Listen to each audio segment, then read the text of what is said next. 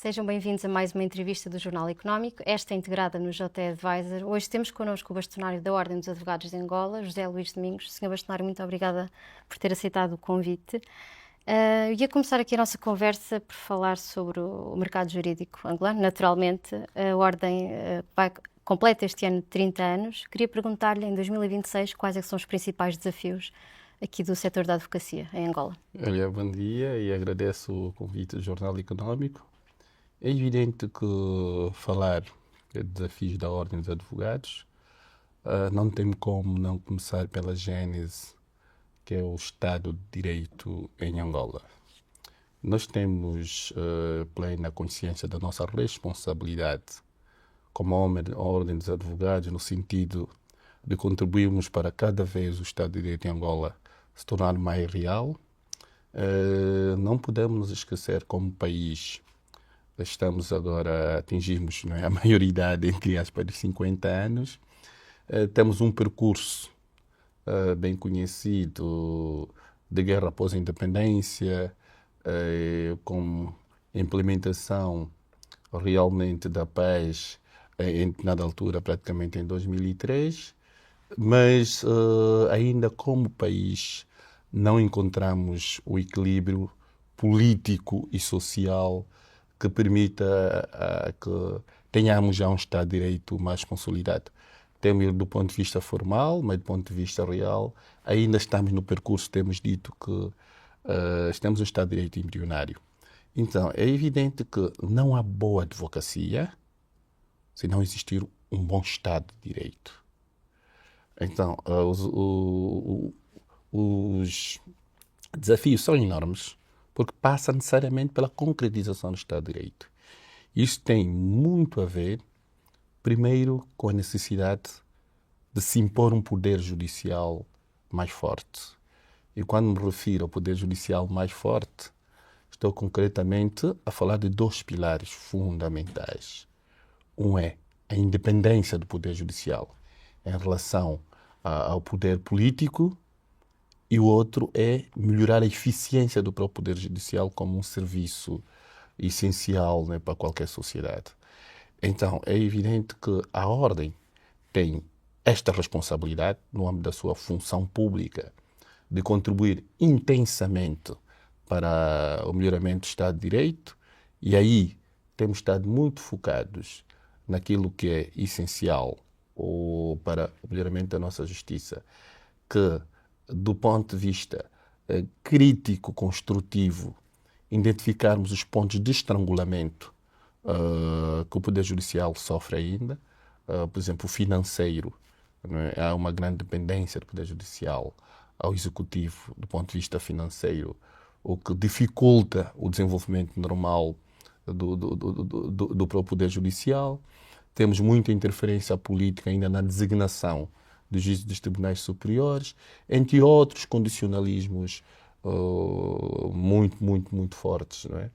Então a Ordem está focada nisso, mas a Ordem tem uma tripla dimensão ou responsabilidade.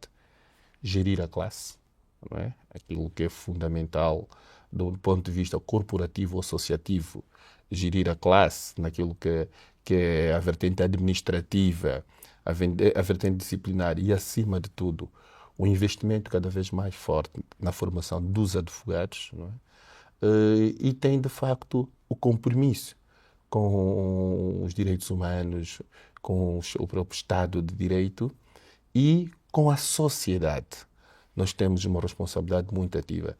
Então, em função do nível de Estado de Direito que temos hoje, não temos dúvida, né? E a Ordem vai chegar aos 30 anos este ano, não é? Dentro de 2 meses, e é evidente que estamos numa fase também ainda muito inicial e o percurso é enorme, os desafios serão cada vez maiores, e a nossa preocupação é termos uma visão que, de facto, nesse período de transição, porque Angola está realmente a fazer o seu percurso e terá que ascender ao padrão de vida que proporciona ao angolano dignidade, não é?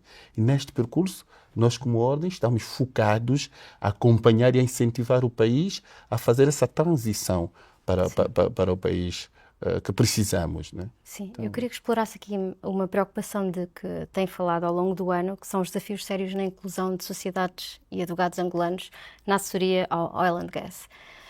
Queria perguntar se podia aqui explicar melhor que desafios são estes. É o seguinte, nós olhamos e qualquer país que se queira afirmar como país não pode se limitar à independência política. Nós alcançamos uma independência política já há 50 anos, mas é evidente que há outros componentes que consolidam uma nação como independente que ainda não conseguimos alcançar. E esse desiderato deve ser coletivo e, do ponto de vista daquilo que é o nosso principal recurso, que é o petróleo, quer dizer, não se concebe que um país soberano não tenha no âmbito dos seus ativos, principalmente o direito, que é a segurança, especialistas. Ou seja, nós temos um nível aceitável de exploração e desenvolvimento desse setor em Angola, não é? Nas outras áreas, engenharias, isto, mas do ponto de vista jurídico, não. Ou seja, esqueceu-se a segurança jurídica. Isso não é positivo a nível daquilo que é a soberania económica de um país, é que a segurança, de facto, não esteja a acompanhar o desenvolvimento do setor. Me refiro à ausência do maior número de angolanos nesse setor.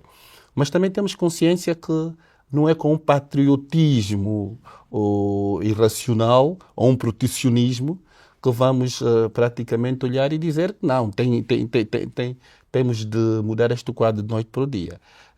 Há um sinal muito positivo do Executivo. Há normativos sobre o conteúdo local que dá preferência à contratação de nacionais e aí penso que do ponto de vista de política há uma linha clara.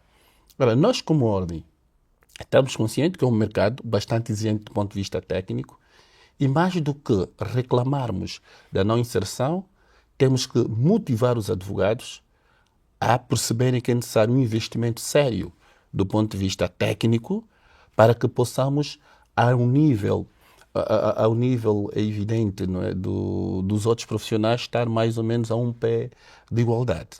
E nisto, a nossa estratégia não é apenas palavras, não é? Temos, de facto, tentado frequentemente aproximar cada vez mais o Executivo da Ordem dos Advogados nesse aspecto. Quer com a Agência de Petróleo e Gás, não é? Que confesso que ainda não tivemos o nível de receptividade que consideremos bom, mas que vamos continuar a tentar. Mas estamos totalmente convencidos que apostar na qualidade é o primeiro passo. E neste aspecto, achamos que o fator linguístico tem que ser um impedimento. Estrategicamente, lançamos o programa Inglês para Todos, não é? No sentido de que é a ordem que suporta todos os custos e criamos condições para começarmos a dar as noções básicas de inglês a todos os advogados de forma gratuita. Então, despertarmos que essa necessidade, não é, de fluidez a nível do inglês é fundamental, não só para a integração no setor petrolífero, até porque Angola, em breve, vai fazer integração de serviços a nível da SADC e aí o mercado será comum e é evidente que o inglês vai ser a língua fundamental ou comum desses Estados. É um exercício muito, muito, muito necessário e difícil, mas que também não vamos alcançá-lo em 1 ou 2 anos. É um projeto que começamos, vamos continuar a apelar o Estado ou o Executivo a nível de políticas, mas, por exemplo, achamos que deve, de facto, existirem outras estratégias. Vamos imaginar se, do ponto de vista legislativo, criarmos benefícios fiscais a quem contrata angolanos, é evidente que as empresas estrangeiras vão olhar mais para o mercado angolano. E eu não me oponho, ou a ordem, a nossa visão não é de nos opor a que advogados de outros países possam realmente, como têm feito, assessoram fundamentalmente este mercado. A nossa visão não é de oposição, é inverter o modelo de relação. Mesmo aqueles que têm parcerias locais, que se aposte cada vez mais na formação de angolanos, em que mais angolanos consigam sair de Angola e fazer estágios em grandes escritórios. Como ordem temos este projeto, temos estado a procurar parceiros internacionais de forma a que possamos, de facto, atingir esse mercado. O primeiro passo, penso que está dado, é, do ponto de vista de política de visão de futuro, alertar a classe. Atenção, estas áreas são fundamentais todas que temos, mas temos que realmente apostar neste setor. Mas também olhar que o investimento para que mais angolanos assumam esse setor não passa necessariamente só no fim da profissão. As faculdades de Direito, a nível dos seus currículos académicos, devem investir nesta área. Ou seja, cada advogado angolano devia sair da faculdade com um domínio básico daquilo que é a legislação do setor petrolífero, daquilo que é, de facto, a prática internacional do setor petrolífero. Não, temos algumas faculdades que têm direito de recursos naturais, mas o foco ainda não é este. E eu acho que as faculdades deveriam ter no seu currículo quase que obrigatório uma cadeira, não é? Sobre contratação do setor petrolífero, legislação. Cada angolano devia ter o básico do setor petrolífero, porque é o nosso principal recurso. Nós não podemos ter o nosso principal recurso, não é, dissociado do direito a nível da formação, a nível de especialistas. Temos alguns angolanos, não é? Mas é evidente que o número ainda é reduzido e temos que desbloquear este mercado, não é? E torná-lo realmente mais acessível. É bastante competitivo, temos consciência disto. Vou tocar aqui numa questão. Há dificuldades em reter profissionais no setor da advocacia, na assessoria, no mercado petrolífero? Portanto, há alguma fuga, se pudermos chamar assim, para as empresas petrolíferas? Advogados que deixam de praticar? Eu acho que em qualquer parte se verifica esse fenómeno, não é? Da mobilidade que as pessoas depois, de profissionais liberais, entram para empresas. Acho que o problema não reside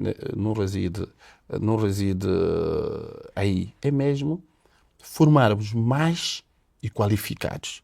Isto implica uma visão da ordem como a que vamos tendo e uma parceria com o Estado envolvendo as próprias sociedades que já dominam este mercado. Porque não podemos continuar com este monopólio fechado. Não é? São 2 ou 3 sociedades e o resto está apartado disto. Sim, é evidente que quem está no mercado tem interesse em crescer cada vez mais. Mas eu digo que há tanto trabalho nesse setor que não precisam ser os mesmos a fazer tudo. É preciso perceber que também há áreas no setor petrolífero que não exige um tecnicismo tão especial. Por exemplo, o contencioso, o fiscal, o laboral. Quer dizer, é preciso começarmos paulatinamente a estas áreas, fundamentalmente, serem assessorados principalmente por angolanos. Agora, aquelas mais técnicas, que já envolvem a parte da contratação, da negociação, dos próprios contratos, quer na fase de pesquisa, de produção, quer nas partes dos possíveis contenciosos junto dos tribunais arbitrais que surgem, aí já carece do know-how mais refinado e é evidente que é um percurso que tem que se fazer. Agora, o caminho tem de ser feito para o bem do país. Em relação aqui às sociedades, desculpa, há grandes parcerias que são conhecidas, sobretudo no mercado petrolífero, parcerias entre sociedades angolanas e portuguesas. O número tem vindo a aumentar de acordos entre, mais uma vez, sociedades portuguesas e angolanas. Como é que olha, qual é que é a relação da ordem com estas sociedades portuguesas? Não, é assim, a ordem não tem relação com sociedades portuguesas nesse aspecto. A ordem tem relação com a ordem dos advogados de Portugal. Agora, a ordem tem relação com os escritórios ou sociedades angolanas. E esta, no âmbito da sua margem de liberdade, podem celebrar as parcerias que bem entenderem, há alguma obrigação que é depositar o acordo de parceria, né, na ordem como entidade de supervisão da classe. Não é? Nós achamos que as parcerias são sempre muito bem-vindas.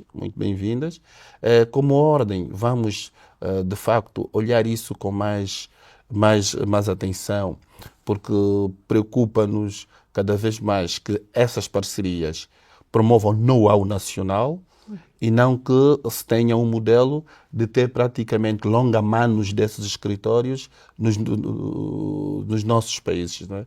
Então, acho que vamos ganhar todos se cada vez mais formarmos mais angolanos no âmbito desta relação. E penso que já há escritórios que têm conseguido concretizar esta premissa e temos é que ampliá-la, não é? Por isso é que eu digo, é um desafio que deve envolver todos. E partindo sempre de uma premissa que o mercado é tão amplo, não é? Há dinheiro, realmente não precisa de estar limitado a todos, a um grupinho, não é? É necessário é que, em função do mérito, não é? Cada vez mais advogados penetrem e aí sim temos mais advogados também a viverem só da advocacia. Sim, posso dizer que está em Portugal a propósito das comemorações dos 100 anos da Ordem dos Advogados em Portugal.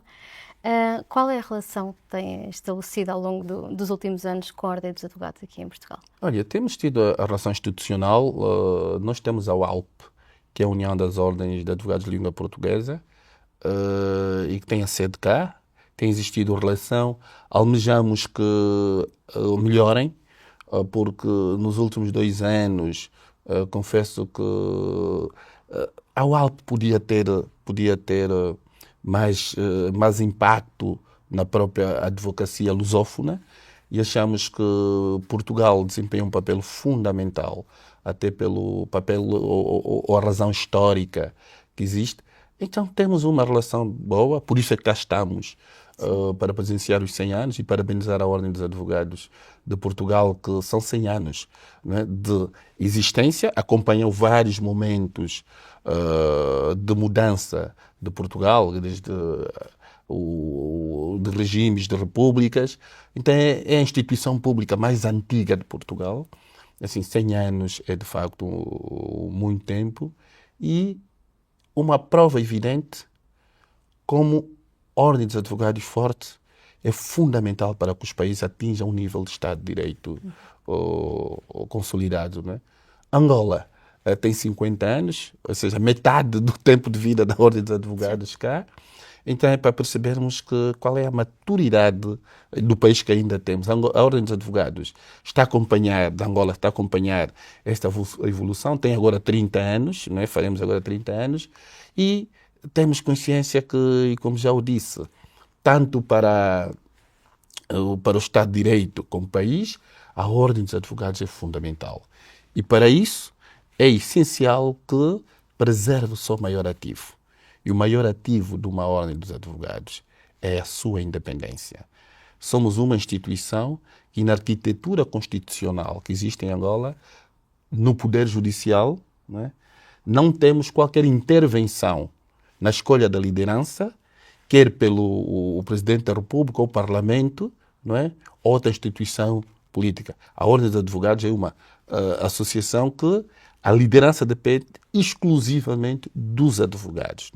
Isso dá, até certo ponto, uma liberdade ímpar nos operadores de justiça. Temos consciência desta responsabilidade constitucional, porque a Constituição que desenhou este modelo em que a Ordem dos Advogados tem, de facto, esta autonomia absolutamente reforçada e nós, como líderes da Ordem, temos, de facto, que honrar esta confiança e fazer a nossa parte, que é proporcionar ou promover, catalisar a evolução do Estado de Direito e sempre com uma missão clara, não é?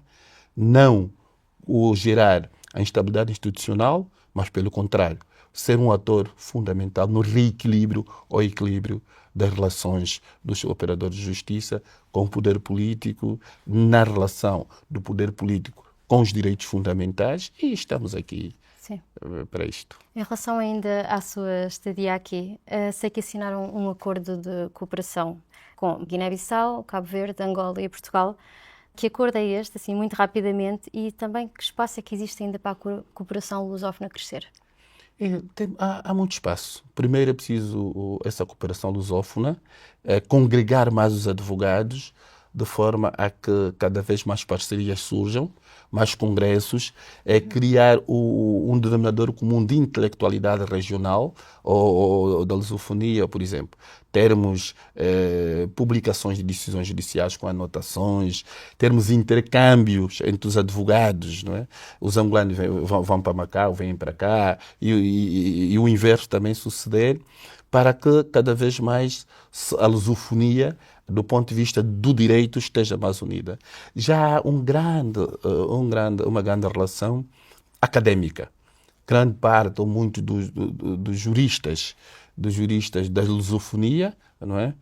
Com exceção do Brasil, mas a maior parte, também do ponto de vista acadêmico, bebeu da experiência portuguesa, quer a nível de licenciatura ou formações pós-licenciatura. Então, do ponto de vista do exercício da profissão, há sempre espaço para, a nível da advocacia, fortalecermos mais de facto, a nossa relação. Não é? Somos a favor deste modelo de mais integração, mais troca de experiências, de formação, perceber as inovações que nós temos tido em função dos nossos problemas específicos. Olharmos para o percurso que Portugal fez até hoje, 100 anos da Ordem dos Advogados, qual foi o papel desenvolvido e que percebemos que foi essencial. A Ordem sempre manteve uma posição, independentemente dos vários bastonários que teve, não é? Vertical, não é? Submissa perante qualquer poder, outro poder, o poder soberano. E, nesta lógica, é aí que nós percebemos que esta experiência positiva, nós temos ainda mais dificuldades na própria relação com os outros órgãos do poder, principalmente o poder político, porque os nossos níveis de democracia também estão numa fase ainda embrionária e, acima de tudo, esta relação e este intercâmbio mostrar que, no final, há uma verdade, que qualquer país da lusofonia só vai atingir um nível aceitável, só vai honrar seriamente a independência se conseguir um Estado de Direito forte, um Estado de Direito que esteja acima de todos os cidadãos e acima de todas as instituições. Que nenhum cidadão lusófono esteja acima da lei. É fundamental que, no final, se chegue a esta conclusão e que se crie cada vez mecanismos de solidariedade, não é, institucional, que permita que, quando o Estado de Direito ou o exercício da advocacia esteja, de facto, perigada numa realidade, num país, os outros todos possam auxiliar. Vivemos agora uma situação muito complexa a nível da Guiné-Bissau, não é? Em que, pronto, a relação do poder com os advogados não tem sido muito complicada. Como o Alpe, tivemos intervenção local, tivemos na Guiné, dialogamos na altura, inclusive com o presidente Sissoko, que estava no poder, mostramos qual era a nossa perspectiva de necessidade de mudança da relação do poder na altura da Guiné, não é? E a relação com a Ordem, intermediamos isso, falámos com os próprios advogados para perceber, de facto, como encontramos um equilíbrio melhor. Então, é este exercício que tem de ser feito e nós, como Ordem dos Advogados de Angola, também já contamos com a solidariedade da UALP, quando da organização de um diálogo sobre o pacote legislativo eleitoral e houve uma reação meio esquisita, que era do próprio Poder Judicial, contamos com o repúdio da própria UALP, ou seja, é necessário o espaço de integração, de parceria, de solidariedade, ainda tem muito a margem para crescer, mas deve estar sempre focado em algo que é fundamental, na valorização do profissional do setor. Uma última questão para terminarmos a nível nacional em Angola. Em breves palavras, não é muito fácil, mas a questão da corrupção no Poder Judicial. Sei que lançaram este mecanismo Justiça Limpa, em parceria com a PGR. Estamos realmente em fase de implementação, requer outras envolventes, estamos a tratar disso. Primeiro dizer o seguinte, é preciso termos a serenidade de percebermos que corrupção é um fenómeno que, infelizmente, em países com um nível de vida como temos e a nossa história, está muito enraizado na sociedade angolana. E temos um denominador comum. não vou olhar para a concretização desta lógica, mas o próprio poder político lançou um repto contra a corrupção. Ou seja, há uma consciencialização de que a corrupção é um mal que existe, está instalado e deve ser combatido.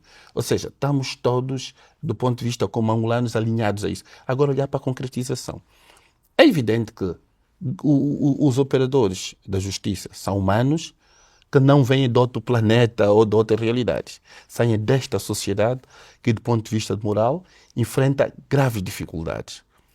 Mas temos defendido que no setor da justiça é o último reduto. Aqui, de facto, é que se concretiza a esperança de se concretizar a justiça. Não é? Aqui temos que banir, temos que lutar contra este fenómeno, só assim podemos recuperar alguma credibilidade do Poder Judicial. Nós temos que dar um sinal claro ao angolano que, quando necessário, está aí um tribunal imparcial para justamente dirimir os conflitos. Nesta lógica, a ordem, do ponto de vista público ou do ponto de vista de intervenção social, trouxemos o problema de forma clara, frontal e responsável, reconhecendo que este fenómeno está na justiça. Olha, sem ferir a presunção de inocência, né, porque ainda há instâncias de recurso, foi condenado há dias um juiz a 5 anos de prisão por crime de corrupção. Independentemente de ser caso julgado ou não, nós temos que perceber que existem, sim, senhora, magistrados que estão envolvidos em corrupção, como existe advogados. Este reconhecimento institucional é importante para que se tenha consciência do mal. Agora, do ponto de vista de resolvê-lo ou atacá-lo, então há que ter uma vertente, primeiro pedagógica e depois repressiva. E aí que a ordem acha fundamental a abordagem pública do fenómeno, na parte pedagógica. A nível da própria advocacia, não podemos estar focados só nos juízes, não, ou nos magistrados. Internamente, desde a nossa chegada à liderança, foi o primeiro aspecto que apostamos. A nossa primeira atividade foi um colóquio de ética e deontologia e temos estado a andar por todo o país porque achamos que é fundamental reavivar os valores éticos da nossa profissão. Estamos nessa fase pedagógica para cada vez mais progredirmos para a repressiva. E acho que esse exercício deve ser feito também no Poder Judicial. Defendemos que um dos grandes problemas é a inexistência de um canal de denúncia, que as pessoas têm medo de denunciar porque temem por represálias. Então, se for um canal em que preserva o denunciante, aí mais denúncias existirão, porque quando não há denúncias é difícil, de facto, combater esse fenómeno. Mas a cultura de não denúncia faz parte ainda da sociedade angolana. Porque o angolano, durante esse tempo, aprendeu e foi vendo com exemplos de pessoas que denunciavam uma irregularidade e depois acabavam condenados por crime de calúnia e difamação, porque se exigia a prova e não a preocupação de investigação.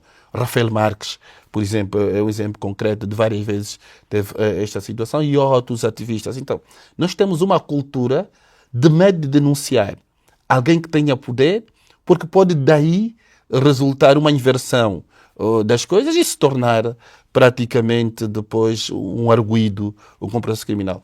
Então, é necessário ter um percurso para que se mude essa mentalidade. E como ordem achamos que é fundamental começarmos com essa desconstrução do medo de denunciar e gerar-se, não é, um compromisso do cidadão com a verdade, com a defesa do próprio Estado. Ou seja, nós temos que cada vez mais mobilizar a sociedade angolana que o país, para que desenvolva, o primeiro que deve proteger o seu país é o próprio angolano.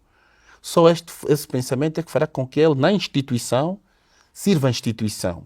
Que cada um de nós fiscalize o outro angolano naquilo que é o cumprimento do seu dever e não termos a cultura do que deixar andar, que não é problema meu. Nenhum país cresce e atinge um nível